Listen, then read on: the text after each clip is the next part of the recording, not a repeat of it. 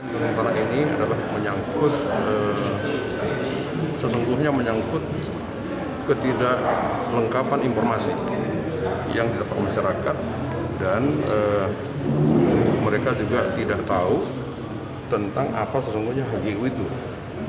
Ya, nah, oleh karena itu setelah kita meninjau ke lapangan dan setelah kita berbicara kepada para pihak di lapangan, ya dari PT BUK dan dari Poktan yang dihadiri oleh kuasa hukumnya Pak Lloyd, ya, walaupun di awal mereka mengklaim sana sini, tetapi setelah kita menegaskan kepada kuasa hukumnya bahwa tanah yang diklaim itu sebanyak lebih kurang 21 hektar, ya, dikurangi 9, sekian hektar, itu lebih kurang 12 hektar.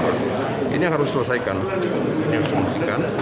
Oleh karena itu kita minta kepada Ketua DPRD, ya, Ibu Iriani Tarigan sebagai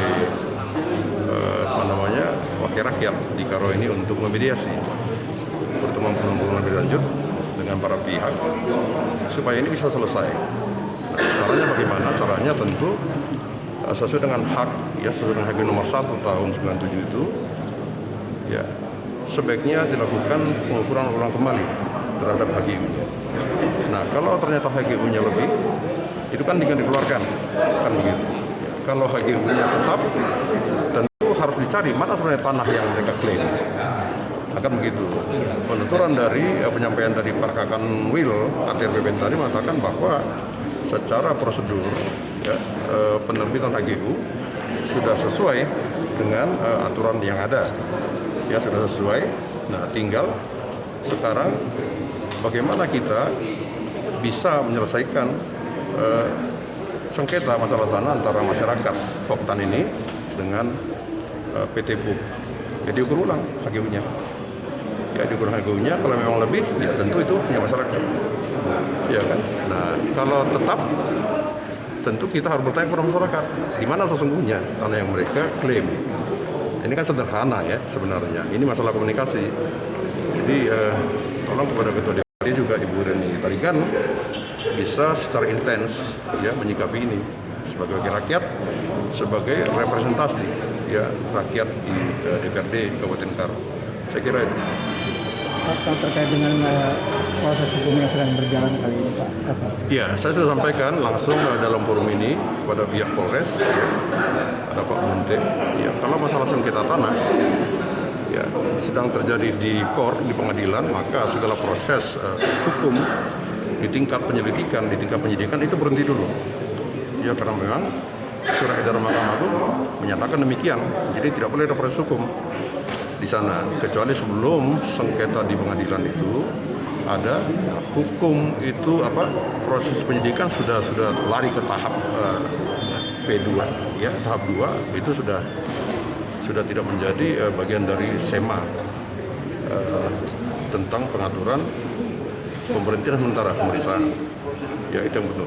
Tetapi yang paling pokok menurut saya juga, ya, ini kan sebagaimana program-program itu dari kita semua, dari Pak Jokowi supaya bagaimana para investor ini bisa, ya, semangat dan mau melakukan investasi.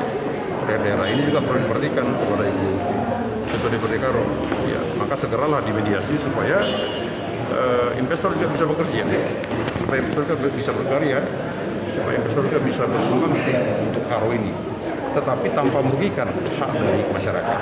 Karena pasal 33 itu kan segala kekayaan alam, ya, air dan termasuk tanah, ya, itulah untuk rakyat. Ini yang paling perlu. Saya kira itu. Terima kasih. Tanah warga yang terus jual beli, yang pada saat jual beli itu dilengkapi dengan BPKH tanah di luar kawasan hutan. Tapi terakhir ini mendengar SK dari Menteri Kehutanan penunjukan kawasan hutan. Apa kira-kira yang sebaiknya dilakukan warga tersebut? Saya kira begini, ini menjadi percakapan dan satu hal yang kami perdebatkan di DPR. Ya, dan tadi pagi juga sampaikan kepada Pak Kakanwil, ATR BPN dan Pak Dirjen sengketa, bagaimana sesungguhnya bukan hanya SK begitu, bagaimana sesungguhnya kesahihan dari suatu sertifikat. Dia sudah punya sertifikat 10-20 tahun, tetapi ketika muncul pengukuran dari kehutanan itu menjadi kawasan hutan. Nah, ini kepastian hukum bagaimana ini? Seperti misalnya di Dumai, ya, 5.000 sekian sertifikat itu bisa menjadi kawasan hutan para sertifikat milik. Nah, tadi kami sepakat ya dengan kementerian melalui Pak Dirjen akan melakukan rapat dengan komisi 4 ya Kementerian KLHK untuk membuat mapping supaya tidak ada masyarakat yang dirugikan terhadap pemilikan tanah, apalagi mereka sudah punya sertifikat. Kan begitu pada fungsi koordinasi komunikasi antara Kementerian ATR dengan Kementerian KLHK. Saya kira itu. Ya. Oke.